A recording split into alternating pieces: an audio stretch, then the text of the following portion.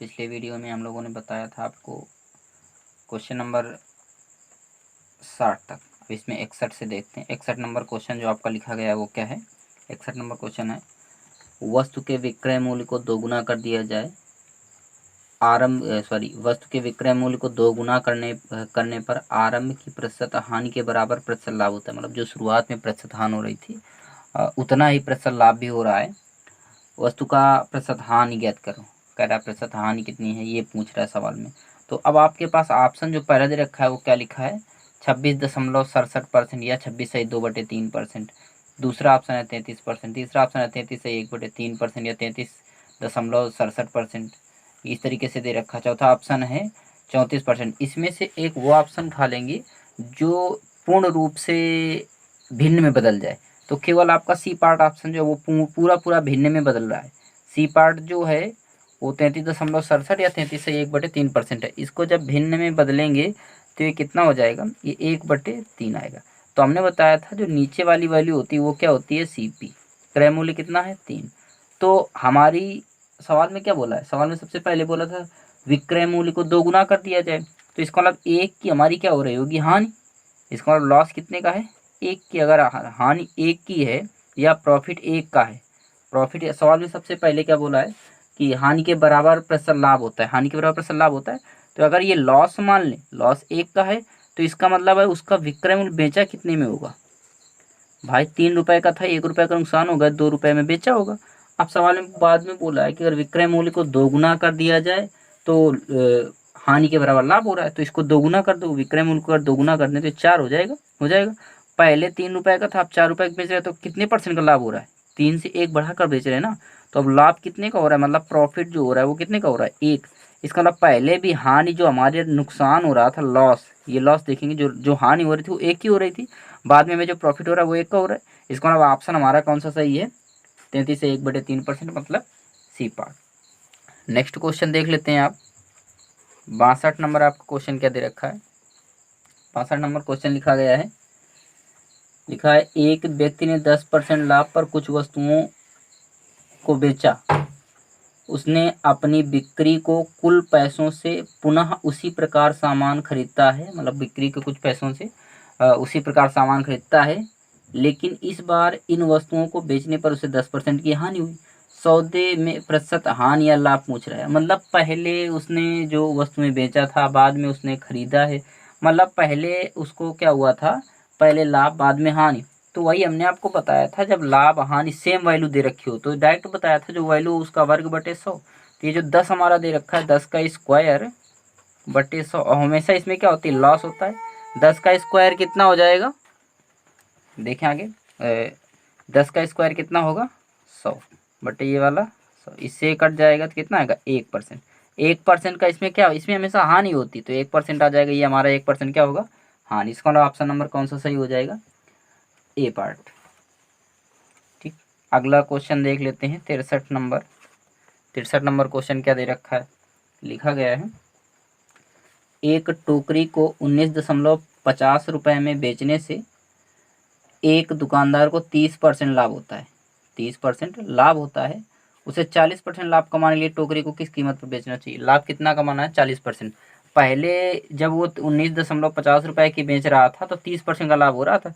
इसका मतलब वो 30% का लाभ कमा रहा था। 30 का मतलब 100 में 30 बढ़ा के 130 का लाभ कमा रहा था। कितने के बेचने पर, 19.50 पर से। अब अगर ध्यान से देख लें, ये 13 दे हम, 130 बराबर इधर 13 इक्के 13 और बचा आपका 6, 13×25 65, 1.5। यहाँ से आगे हमसे कह रहा है कि 40% लाभ कमाना है। इसका मतलब लाभ कितना कमाना है, 40%। तो 100 में 40 और जोड़ देंगे तो 140 का मान निकालना है। तो पहले 1% की वैल्यू निकाल लो। 1% बराबर कितना आएगा, ये 0.15 हो जाएगा। एक अंक का दशमलव इधर और खिसक जाएगा। अब हमको 140 का मान निकालना, तो 140% बराबर इधर 0.15 मल्टीप्लाई 140। ठीक, गुणा करा दें, गुणा कराएंगे तो ये आपका कितना आ जाएगा, गुणा कराएंगे तो 1 अंक पीछे खिसक जाएगा, 15×4 = 60। इसका मतलब डबल जीरो ये पीछे हो गए और हासिल 6, 15×1 = 15, 15×6 = 21। तो हमारा ऑप्शन नंबर कौन सा सही हो जाएगा, ऑप्शन नंबर हमारा जो सही होगा वो ए पार्ट सही हो जाएगा। अगला क्वेश्चन देख लेते हैं। क्वेश्चन नंबर 64 आपका दे रखा है। क्या लिखा गया, एक व्यक्ति ने 450 रुपये में एक बेडशीट खरीद कर उसे विक्रय मूल्य के 10% लाभ पर बेच दिया। तो बेडशीट का विक्रय मूल्य 10% लाभ पर बेचा है ना, क्या बेचा है, 10% लाभ पर बेचा है। तो अब एक चीज़ समझ लें, उसने बेचा कितने, 10%। इसी 10% को आप भिन्न में बदल लें तो कितना हो जाएगा, 1/10, 1/10 हो जाएगा। 10% लाभ पर बेचा रहा था, इसका मतलब जो ये 10, 1 रुपये का, क्या 1 रुपये लाभ ले रहा था, ये 10 जो था, 10 का इसका मतलब बेचा था तब तो 1 का लाभ हो रहा था। इसका मतलब क्या है, विक्रय उसका क्रय मूल्य कितना होगा, 9 रुपये, क्योंकि ये आपका जो 10 है ये आपका उसका क्या हो जाएगा, विक्रय मूल्य हो जाएगा। तो इसका मतलब हमारे अनुसार 9 रुपये, सवाल के अनुसार कितने, 450, और 9×5 = 45, एक बराबर कितने के आ जाएगा, 50 रुपये के। अब आगे हमसे पूछा क्या है, बेडशीट का विक्रय मूल्य। अब बेडशीट का विक्रय मूल्य पूछा तो इसका हमने बताया था ना अभी कि वो 1 का लाभ कमा रहा है, 10 में कमा रहा है ना, इसका मतलब ये हमारा 10 ही का मान निकालना है। तो 10 का इधर गुणा, 10 का इधर गुणा, तो 500 रुपये आपका क्या आ जाएगा, उसका 500 रुपये विक्रय मूल्य आ जाएगा। ऑप्शन नंबर आपका कौन सा सही हो जाएगा, डी पार्ट।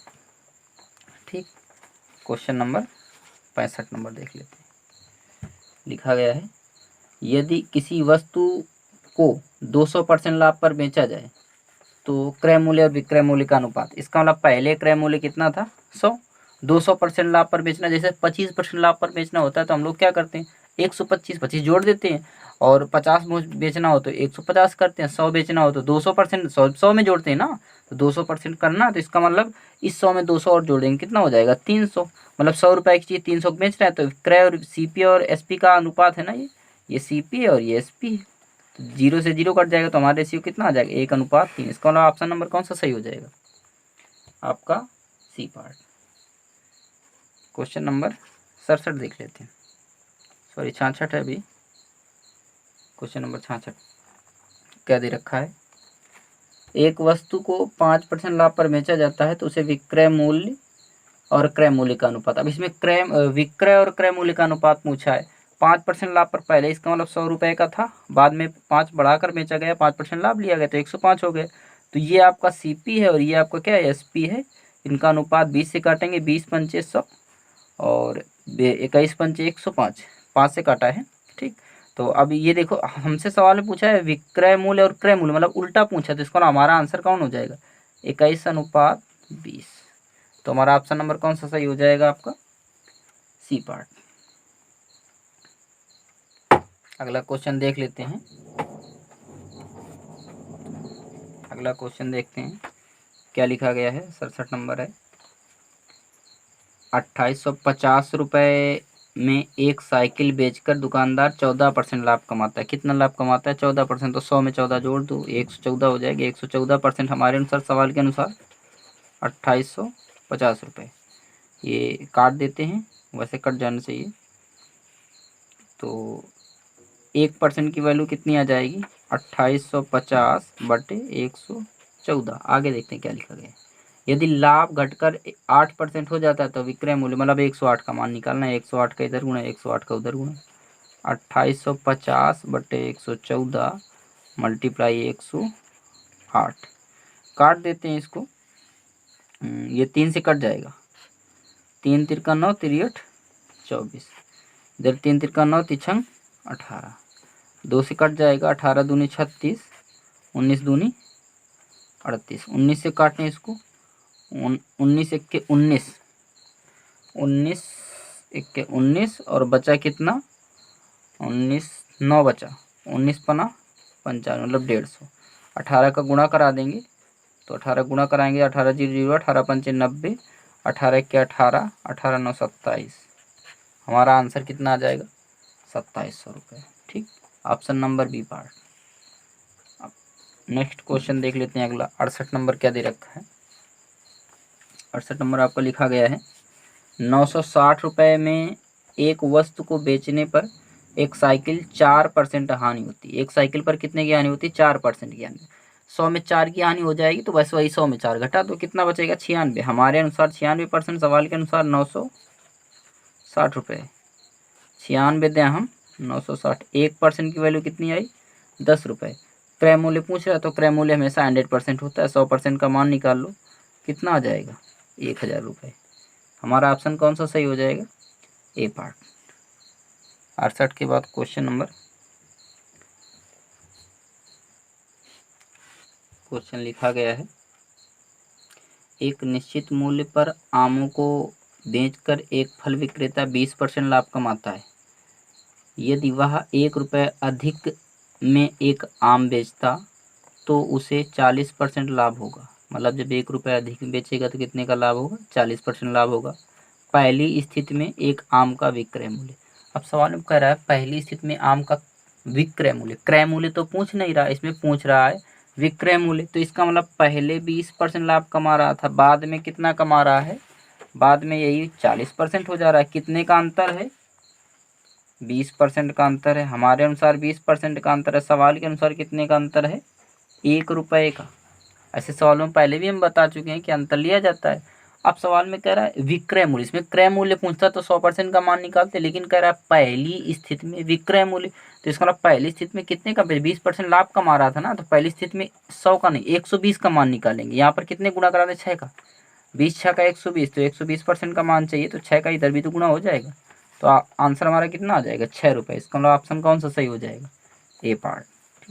नेक्स्ट क्वेश्चन देख लेते हैं, क्वेश्चन नंबर 70 नंबर क्वेश्चन क्या लिखा गया है? लिखा है एक व्यक्ति अपना रिक्शा 720 रुपये में बेचता है तो उसे 25% की हानि होती है। तो 25% लाभ कमाने के लिए रिक्शे का विक्रय मूल्य होना चाहिए। मतलब 25% लाभ कमाने में रिक्शे का कितना विक्रय, मतलब जब वो किस कीमत में बेचे कि रिक्शे को 25% लाभ हो। भाई बेचेगा जब लाभ होगा तभी तो विक्रय मूल्य बनेगा, बनेगा कि नहीं बनेगा? अब पहले सबसे पहले बोला था कि एक व्यक्ति अपना रिक्शा 720 रुपये में बेचता है तो 25% की हानि होती, 25 की हानि होती, इसका मतलब कितने का बेचा? 75 का। हमारे अनुसार 75, सवाल के अनुसार 720। इसको 5 से काट देते हैं, 15 पन्ना 75, इधर 5 से काटेंगे, 5 1 के 5, 5 चौको 20, 5 चौको 20, तो ये कितना आ जाएगा? 144। 1% की वैल्यू निकालते हैं, 15 भाग में जाएगा, 144/15। अब हमको मान किसका निकालना है?